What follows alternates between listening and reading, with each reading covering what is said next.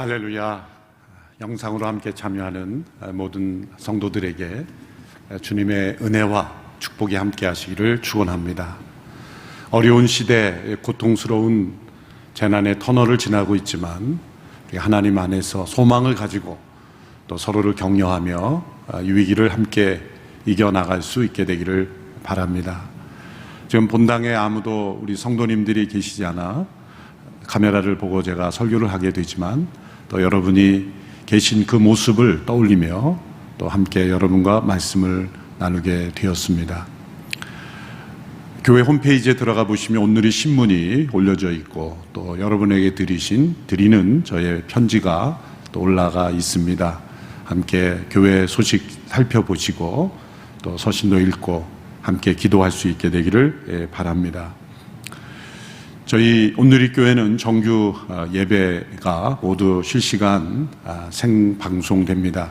토요 주일에는 유튜브로만, 또 일요 주일 예배는 CGN TV 그리고 유튜브가 동시에 생중계됩니다. 어느 시간대이든 여러분이 가능한 시간, 또 평소에 예배 드리던 그 시간에 함께 예배에 참여하시면 되겠습니다.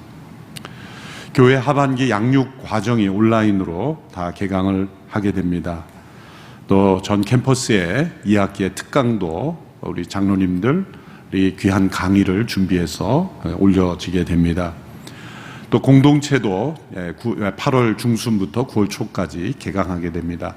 각 공동체 사용하는 그 미디어가 다 다르기 때문에 여러분이 신문을 자세히 살펴보셔서 그 사용하는 도구와 또 시간을 잘 구별하셔서 각 공동체 온라인 개강에 참여하셔서 이럴 때일수록 더욱더 함께 소식을 나누고 또 기도 제목을 나누고 격려하는 그런 기간이 될 수 있게 되기를 바랍니다.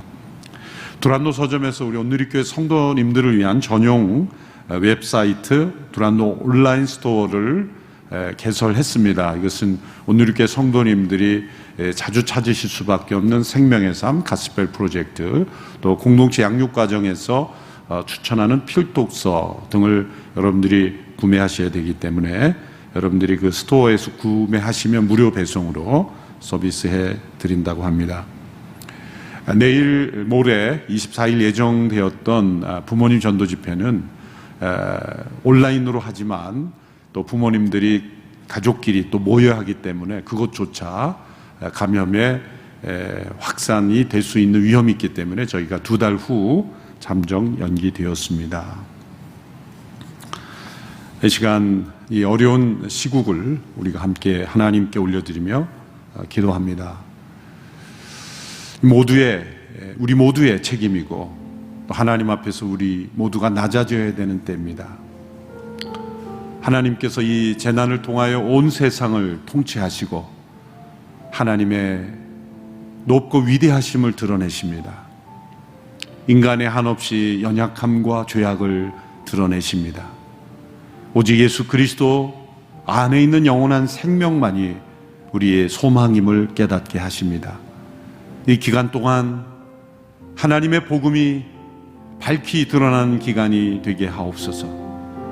세상의 헛된 소망을 따라가지 않게 하시고 많은 우상과 탐심, 이 땅에 만연한 거짓과 음란과 부정을 쫓아가는 인생이 되지 않게 하옵소서. 특별히 대한민국을 지켜주시고 혼란과 분란과 다툼 속에 휩싸이지 않게 해주시고 헛된 우상과 이념과 헛된 욕망들이 이 땅을 뒤덮지 않도록 거룩과 성결과 진리로 이 땅을 다스려 주옵소서. 합심하여 함께 기도하며 나가겠습니다. 살아계신 하나님 아버지, 이 땅에 만연한 죄악을 회개하며 이 코로나 바이러스로 온 세상에 하나님의 높고 위대하심을 나타내시며 인간의 한없이 연약함과 더러움과 추함을 드러내시며 오직 예수 그리스도 안에 있는 영원한 생명만이 우리의 소망이며 우리의 구원이며 우리가 바라보아야 할 것임을 깨닫게 하시며 우리의 안에 있는 모든 죄악들을 회개하고 하나님 앞에 회개하며 나가는 저희들이 되기를 원하오니 아버지 하나님, 우리 모두를 붙잡아 주시고 새롭게 하시고 우리 모두가 다 하나님 앞에 슬피 울며 통곡하며 회개하며 기도하며 나가는 저희들이 되기를 원하며, 이 기간을 통하여 우리 자신이 거룩해지며 교회가 거룩해지며 한국 사회가 거룩해지며 다시 오실 주님을 맞이하며 대비하며 하나님 앞에 정결한 그리스도의 신부로 변화되는 기간이 되게 하여 주시옵소서. 이 마지막 때에 종말을 맞이하는 우리 모두가 주님 앞에 설 때 부끄러움이 없는 자로 설 수 있게 하여 주시고, 한국 교회가 위기의 때에 깨어 일어나 하나님 앞에 또 이 사회 앞에 올바른 모습으로 설 수 있는 저희들이 되게 하옵소서. 살아계신 하나님, 온 땅에 유일하신 하나님, 통치하시는 하나님, 이 코로나 재난을 통해서도 역사하시는 하나님, 인간의 한없는 연약함과 죄악을 드러내시며 이 말세지 말에 하나님께서 구원의 역사를 이끄시고 오직 예수 그리스도만이 참된 진리이며 생명이며 소망이심을 나타내시는 하나님, 이 기간 동안 우리 자신이 하나님 앞에 바로 서며 교회가 바로 서며 이 나라 민족이 바로 서며 열방이 주께로 돌아가는 기간이 되게 하옵소서. 나라와 민족에 만연한 거짓과 부정과 음란과 헛된 우상과 탐심들이 그리스도의 보혈로 정결케 되어 거룩하고 성결한 나라와 민족으로 이 마지막 때에 온 열방을 향하여 쓰임받는 하나님의 백성들이 되게 하옵소서. 예수님의 이름으로 기도하옵나이다. 아멘. 금주부터 느헤미야 말씀을 함께 듣게 됩니다. 느헤미야서는 한 권의 책이라기보다는 실제로 살아있어서 곁에서 조언해주고 멘토링해주는 그런 살아있는 인물처럼 우리에게 다가오는 책입니다. 그래서 역사상 수많은 지도자들이 이 느헤미야의 멘토링을 받았습니다. 고 김영길 장로님께서도 한동대학교에 그 어려운 고난의 터널을 지나면서 이 느헤미야서가 중요한 멘토링을 해주셨다는 고백을 여러 번 했습니다. 한 권의 책이 아니라 살아있는 인격체처럼 역사하는 이 말씀인 까닭은 느헤미야서가 자서전적으로 기록되었기 때문이죠. 1장부터 7장까지는 1인칭으로 느헤미야 자신의 고백, 어떤 일어난 일들뿐만 아니라 그 지도자의 내면의 고통과 괴로움과 또 그 비전과 소원까지 가감없이 다 드러내고 있기 때문입니다. 8장 이후부터는 3인칭으로 제3자 입장으로 기록된 것을 통해 보할 때 이 느헤미야에 관한 내용들, 또 느헤미야의 자료들을 통하여서 에스라나 또 다른 저자가 기록한 것으로 볼 수 있습니다. 실제로 히브리 성경에 보면 에스라, 느헤미야가 한 권으로 이렇게 되어 있기 때문입니다. 느헤미야라는 이름은 하나님의 위로라는 뜻입니다. 느헤미야는 그의 이름 그대로 가장 어려운 고난의 시대에 하나님께서 그 백성을 어떻게 위로하시는지를 보여준 귀한 인물입니다. 하나님의 뜻에 순종하는 종들을 통하여 하나님께서 위로하심이 나타난 인생이라고 말할 수가 있습니다. 느헤미야서는 포로기 이후의 역사를 배경으로 이루어지고 있습니다. 이스라엘 백성들이 바벨론의 포로로 잡혀간 이후에 하나님께서 70년이 지나면 돌아오게 하리라 라는 약속을 예레미야 선지자를 통해서 주셨죠. 그래서 세 차례에 걸쳐서 포로로에서 귀환하게 됩니다. 이미 1차, 2차에 걸쳐서 많은 유대인들이 고향으로 돌아갔습니다. 1차 포로 귀환은 스룹바벨이라는 지도자를 통해서 귀환되었죠. BC 516년 경입니다. 2차 포로 귀환은 에스라의 인도로 귀환됐죠. BC 458년입니다. 그로부터 13년 후에 제3차 포로 귀환의 지도자가 된 사람이 느헤미야입니다. BC 445년 경이 되겠습니다. 느헤미야는 BC 464년부터 423년까지 이 페르시아의 왕 아닥사스다 1세의 술관원이었습니다.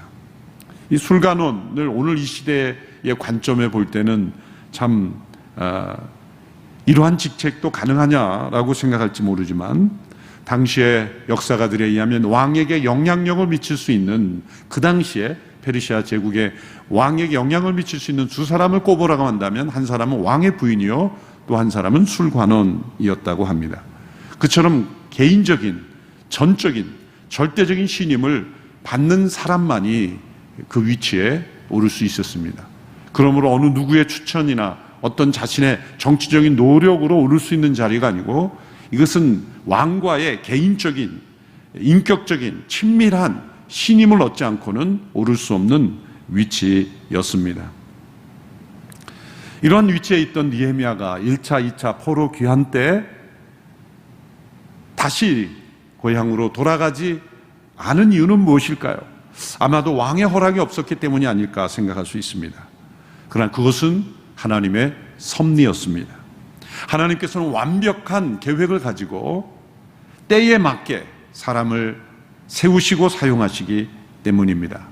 마치 에스더가 수산궁에 있었던 것처럼, 요셉이 애굽에 있었던 것처럼, 다니엘이 바벨론에 있었던 것처럼, 하나님께서는 그 시대, 그 상황 속에 쓰시는 사람을 가장 적합한 때에 그 장소에 있게 하시기 때문입니다. 그 위치에 있지 않으면 할 수 없는 일을 하게 하시기 위해서 하나님께서는 이 느헤미야를 3차 포로 귀환 때까지 그 위치에 있게 하신 겁니다. 이제 하나님께서는 때가 되어 이 느헤미야를 통해서 그 백성을 위로하시고 또 새로운 소망을 그 백성에게 주시기 역사하신 것입니다.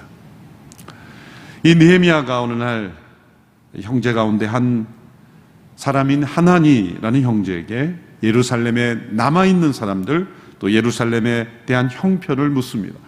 그것은 1차, 2차 포로를 귀환한 그 백성들이 어떻게 생활하고 있는지에 대한 궁금한 질문을 던진 것입니다. 오늘 본문 2절, 3절의 말씀을 보십시오. 내 형제 가운데 하나니가 몇몇 사람들과 함께 유다에서 왔습니다. 그래서 나는 포로로 잡혀오지 않고 그곳에 남아있는 유다 사람들의 안부와 예루살렘의 형편을 물었습니다. 그들이 내게 말했습니다. 포로로 잡혀오지 않고 그 지방에 남아있는 사람들은 지금 큰 고난과 수모를 당하고 있습니다. 예루살렘 성벽은 무너졌고 그 성문들은 다 불에 탔습니다. 1차, 2차 포로 귀환으로 귀환을 했지만, 또 1차 포로 귀환이 이루어졌을 때 수만 명의 사람들이 갔지만 성전이 재건되지도 못하고 기초만 놓았습니다. 16년이 방치되고 학개와 스가랴 선지자가 하나님의 영으로 그 백성들을 일으켜서 성전 재건은 이루어졌습니다. 그러나 그 이후로도 이 성벽은 여전히 세워지지 못하고 무너져 있고, 사람들은 각자 자신의 삶에 바빴기에 성벽이 없는 도시는 그 당시로 말하자면 무방비 상태죠.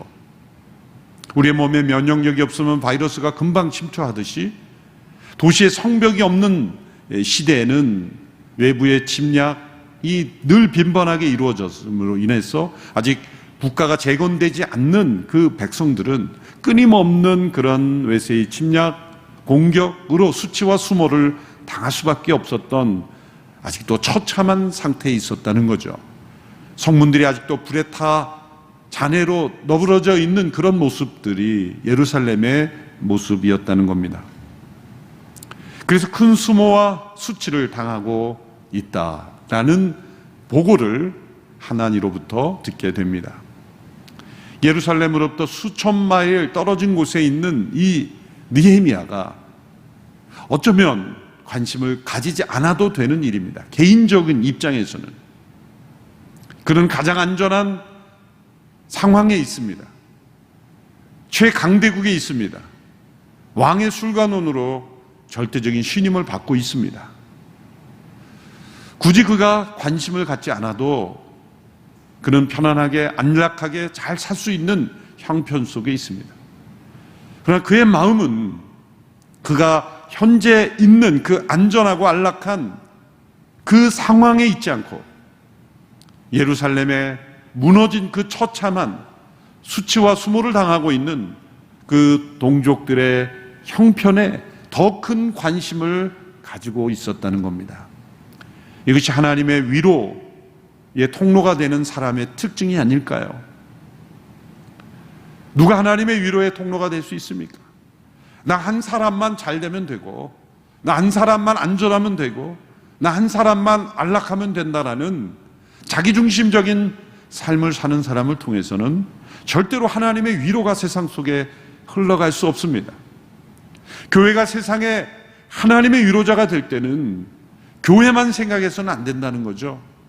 이 세상 속에 하나님의 위로의 통로가 되기 위해서는 우리만 안전하면 된다, 또 우리만 문제 없으면 된다라는 시각을 벗어날 수 있어야 하는 것입니다.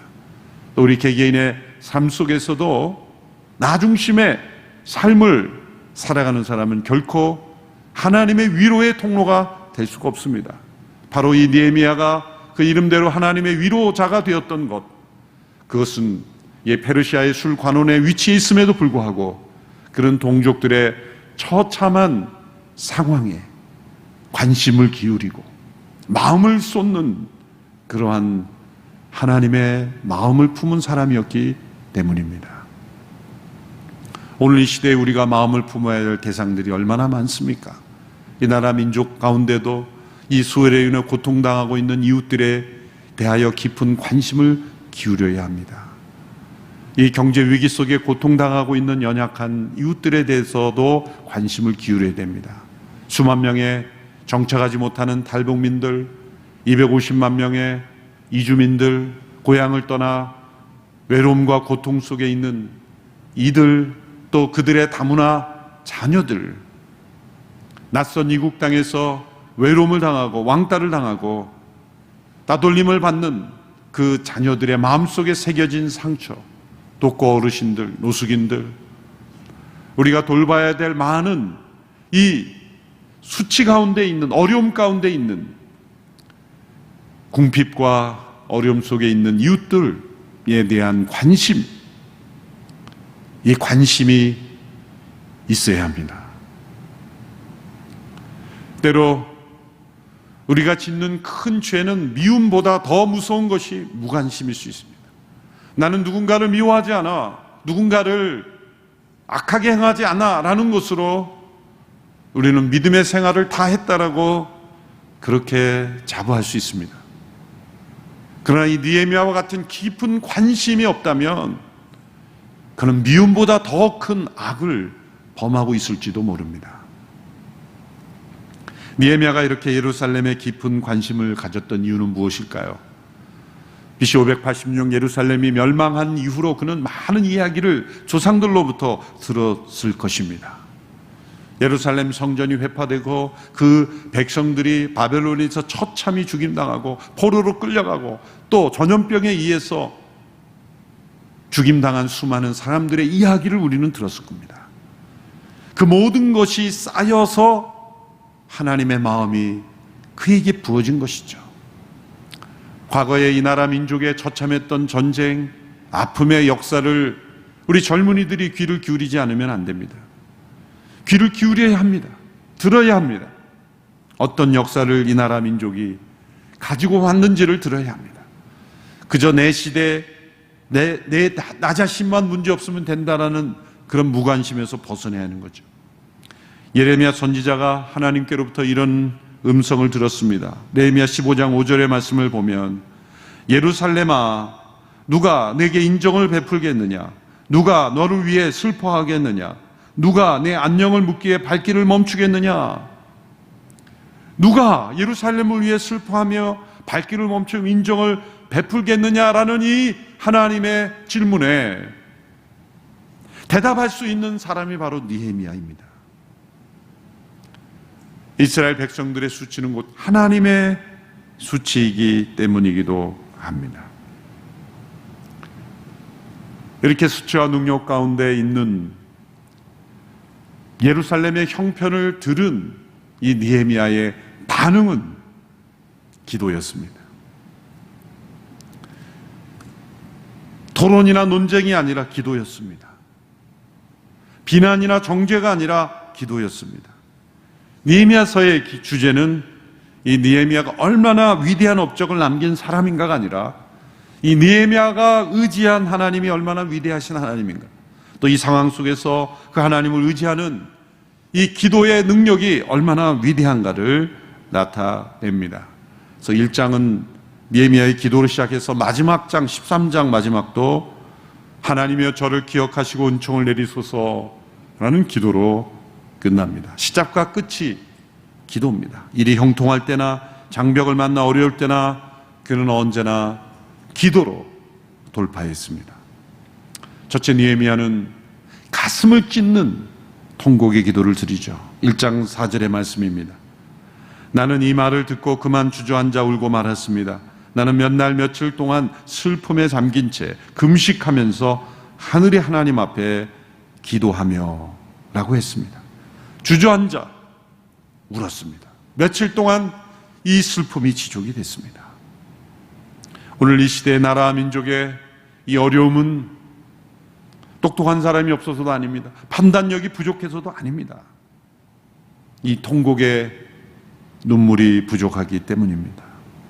저 자신이 나라 민족을 위해서 기도한다고 하지만 이런 며칠 동안 지속되는 이 슬픔과 이 통곡의 눈물이 있는가 생각해 볼 때는 부끄러울 수밖에 없습니다. 한국교회 위기가 성경 강해를 잘할지 못하는 목회자가 없어서가 아닙니다. 느헤미야와 같은 통곡의 눈물이 사라졌기 때문입니다. 예레미야가 울었던 이 눈물, 사도 바울이 흘렸던 눈물, 예수님께서 흘렸었던 이 눈물, 누군가 또 어떤 일을 판단하고 무엇이 옳은가를 규명하는 일은 사실 어려운 일이 아닙니다. 그러나 무엇이 옳은가를 따지는 것보다, 또 누군가에게 책임을 묻는 것보다 더 중요하고 시급한 것은 우리 각자가 통곡의 눈물을 흘리는 것입니다. 이 하나님의 슬픔을 함께 느끼는 것입니다. 느헤미야는 그러한 뜨거운 눈물의 기도자였습니다. 오늘 이 느헤미야 같은 눈물의 기도자가 부족한 것이 오늘 한국교회의 위기요, 이 나라 민족의 위기입니다. 또한 둘째로 느헤미야는 조상의 죄를 자신의 죄로 동일시하며 자백했습니다. 6절 7절의 말씀입니다. 주의 종들인 이스라엘 백성들을 위해 주의 종이 밤낮으로 주 앞에 기도하니 주께서는 귀를 기울이시고 눈을 떠서 이 기도를 들으소서. 저와 제 조상의 집을 비롯해 우리 이스라엘 족속이 주님을 거역했던 죄를 고백합니다. 우리가 주께 매우 악하게 굴었습니다. 주께서 주의 종 모세에게 주신 계명과 율례와 규례를 우리가 지키지 않았습니다. 느헤미야는 조상들의 죄를 회개합니다. 3번씩이나 반복합니다. 6절 주님을 거역했던 죄를 고백합니다. 7절 매우 악하게 굴었습니다. 마지막에 우리가 지키지 않았습니다. 근데 놀라운 것은 우리라는 단어를 반복한다는 겁니다. 우리 이스라엘 족속이 우리가 지키지 않았습니다. 이 우리라는 단어는 이 조상들의 죄에 느헤미야 자신을 포함시키고 동일시하는 겁니다. 엄밀히 말하면 예루살렘이 함락된 것은 느헤미야의 죄가 아니죠. 느헤미야는 그 다음 세대였기 때문입니다. 조상들의 분명한 책임입니다. 그런데 느헤미야는 우리의 죄다 이렇게 고백했습니다. 우리가 과거 한국교회가 심사참배한 죄를 회개하면서 우리 조상들이 신사참배했습니다 라고 말하지 않고 우리가 신사참배하는 죄를 범했습니다. 끊임없이 일어나는 사건 사고에 대해서 사회는 누군가 한 사람 때문에 전체 사회가 어려워진 것처럼 사실 희생양을 찾게 되어 있습니다. 그러나 이 모든 상황 속에서 우리가 죄를 범했습니다라고 고백할 수 있어요. 우리는 때로 어떤 문제가 일어났을 때 그 사람과 나를 끊고 동일시되는 것을 염려하고 수치스러워하죠. 그것이 인간의 본능입니다. 그러나 느헤미야는 과거 세대의 죄, 그들의 죄, 조상들의 죄, 저들의 죄라고 말하지 않고 한결같이 우리라는 대명사를 통해서 나도 그 죄인입니다, 나도 그 죄 가운데 참여한 죄인이라는 고백을 했습니다. 오늘 이 시대의 어려운 이 상황은 어느 한두 사람, 어느 한두 교회 문제 때문이라고 말해서는 안 됩니다. 우리 모든 교회의 책임이요 죄입니다. 억울한 마음이 있을 수 있습니다. 그러나 느헤미야는 억울했다면 이런 기도를 드릴 수 없었겠죠. 조상들의 죄가 자신의 죄라는 이 동일시, 여기에 진정한 중보와 회개가 일어날 수 있다는 겁니다. 우리의 죄입니다. 우리 모두의 죄입니다. 나의 죄입니다. 이렇게 고백하는 느헤미야의 기도입니다. 셋째로 느헤미야는 하나님의 약속을 주장했습니다. 8절에서 10절의 말씀을 보십시오. 주께서 주의 종 모세에게 하신 말씀을 기억하소서. 너희가 만약 죄를 지으면 내가 너희를 여러 민족들 가운데로 흩어버릴 것이고, 만약 너희가 내게 돌아와 내 계명을 지키면 너희 포로된 사람들이 하늘 끝에 있더라도 내가 그들을 거기에서부터 불러 모아 내 이름을 위해 선택해 놓은 곳으로 데려올 것이다 라고 하시지 않았습니까? 그들은 주께서 주의 큰 능력과 주의 강한 손으로 구속하신 주의 종이요 주의 백성들입니다. 이 느헤미야의 기도의 내용을 보면 놀랍습니다. 느헤미야는 이 바벨론에서 자라났어 이 페르시아의 고위 관료로 일하고 있는 사람의 기도라고 보기 어렵습니다. 대단히 성경적이죠. 왜 그렇습니까? 이 느헤미야가 모세에게 하신 말씀을 기억해달라고 하는 것은 그 말씀이 무엇인지 알았다는 거고, 그 다음에 그 내용이 나옵니다. 하나님께서 만일 죄를 지으면 여러 민족들 가운데 흩으실 것이라는 말씀, 또 돌아와 그 계명을 지키고 회개하면 그 포로된 자가 하늘 끝에 있다 할지라도 다시 돌아오게 하리라는 그 하나님의 약속을 정확하게 기억하고 이 상황에 가장 적합한 하나님의 말씀을 붙잡고 기도했다는 겁니다. 얼마나 성경적으로 정확한 신앙이며, 또 수십 년이 흘러서 오늘 우리처럼 이렇게 성경을 쉽게, 하나님의 말씀을 이 색인을 통해서 쉽게 찾고 장절까지 쉽게 찾을 수 있는 그런 시대에, 성경이 없었던 시대에 모세에게 주신 말씀을 기억하고 그 말씀을 기억하고 기도했다는 것은 놀라운 신앙인 것입니다. 오늘 우리에게 이 느헤미야와 같은 정확한 성경적 신앙이 필요한 것입니다. 그것은 회복의 희망을 하나님의 말씀으로부터 찾는다는 겁니다. 어떤 이념이나 우리의 계획이나 우리 자신의 결심에서 회복이 주어지는 것이 아닙니다. 막연한 기대가 아닙니다. 언약의 하나님, 그 언약의 하나님은 사랑의 하나님이십니다. 그 언약을 지키면 복되게 하시지만 그 언약에 합당하지 않을 때는 심판하실지라도 다시 돌아오면 언제나 그 사랑으로 그 언약 안에 들어오는 백성들을 붙잡아 주시는 하나님, 우리에게는 예수 그리스도 안에서 완전한 회복의 약속이 주어져 있습니다. 그 회복의 약속은 그리스도 안에 있는 새 언약입니다. 우리의 죄가 부홍빛 같을지라도 흰눈처럼 되게 하신다는 회복의 약속입니다. 우리가 어떤 절망적인 상황 속에 있을지라도 예수 그리스도 안에 있는 사죄의 은총을 붙잡고 우리는 다시 회복할 수 있다라는 하나님의 약속이 우리에게 주어져 있습니다. 느헤미야가 붙잡았던 그 하나님의 약속의 말씀입니다. 느헤미야는 모세에게 준 말씀을 붙잡았지만 오늘 우리에게는 모세보다 더 큰 이신 예수 그리스도를 통해 우리에게 주시는 회복의 약속이 주어져 있습니다.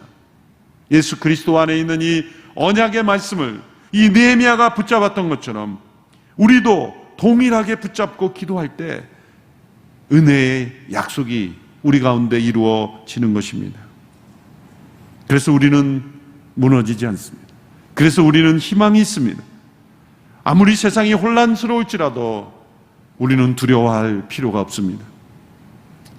헬무트 틸리케라는 독일의 목사님이 계십니다. 당시 나치 히틀러에 반대한다는 이유로 교수직에서 쫓겨나고 고문받고 언제 또 감옥에 끌려갈지 모르는 그런 불안한 생활 속에 목회하시던 분이죠. 그분이 목회하던 슈투트가르트 교회는 폭격에 의해서 완전히 무너져 내렸습니다. 교회가 폭격으로 무너진 상황 속에 집으로 돌아보니 집도 완전히 폭격으로 산산조각이 났어요. 그의 인생의 가장 중요한 예배당과 집이 다 폭격으로 무너진 이 상황, 절망 아니겠습니까? 그럼에도 불구하고 헬무트 틸리케 목사님은 주일마다 빠짐없이 강단에 섰어 이런 고백을 남겼습니다. 온통 혼란스러운 세상에 우리가 의지할 수 있는 확실한 기둥은 언제나 신실하시며 늘 의지할 수 있는 하나님뿐입니다. 하나님의 신실하심은 결코 무너지지 않는 기둥입니다. 신실하신 하나님, 우리 모든 성도들이 예배당에 나오지 못하는 이 혼란스러움, 그렇지만 하나님은 신실하십니다.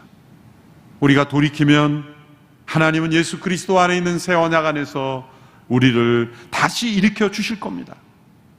어떤 분은 비관적으로 이제 예년과 같은 교회에 그렇게 모여서 예배 드리는 그 시대는 이제 다시 오지 않을 거라고 그렇게 말하는 사람도 있습니다.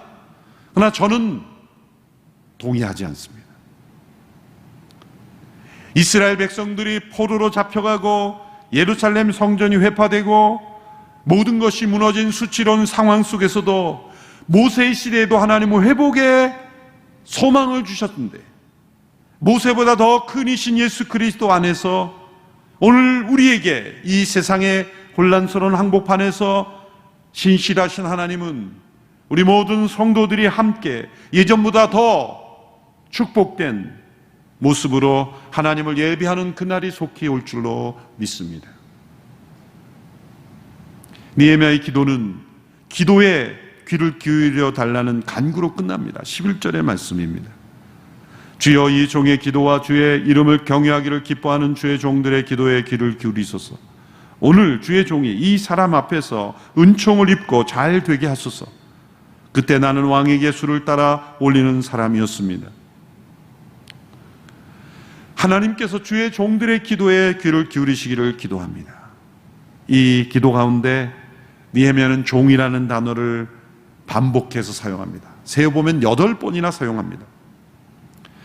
당시 그는 페르시아의 왕의 종이었지만 자신의 진정한 정체성은 하나님의 종이다, 주의 종이다, 이렇게 고백하는 것입니다. 주의 종의 기도에 귀를 기울이소서. 귀를 기울여달라는 것은 하나님의 귀를 닫았기 때문이 아니라 하나님이 귀를 기울이신 분이기 때문에 귀를 기울여달라고 기도하는 것이죠. 이 기도에 하나님은 이미 귀를 기울이고 계십니다.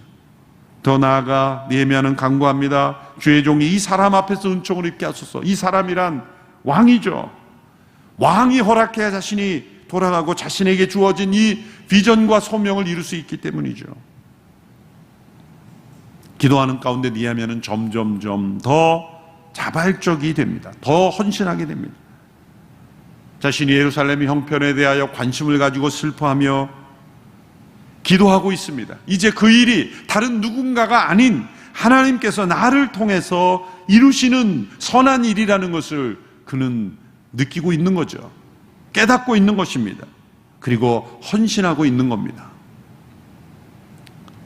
사람들이 어떤 문제에 대해서 기도하지 않는 이유도 어떤 의미에서는 매우 간사한 것이죠. 그 문제에 대해서 기도하면 하나님께서 너가 해라 이렇게 말씀하실까 봐 기도 안 할 수도 있습니다. 기도하면 하나님의 비전이 보이고 아이디어가 주어지기 때문이죠.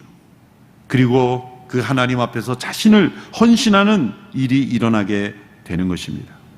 오늘 우리에게 나라 민족을 위한 특별한 기도가 필요하며 또 한국 교회를 위한 특별한 기도가 필요한 이때에 이 모든 형편을 품고 슬퍼하며 자신의 죄인됨을 고백하며 하나님께서 이 모든 상황에 귀를 기울여 주시기를 간절히 기도하는 우리 모든 성도들이 되기를 축원합니다.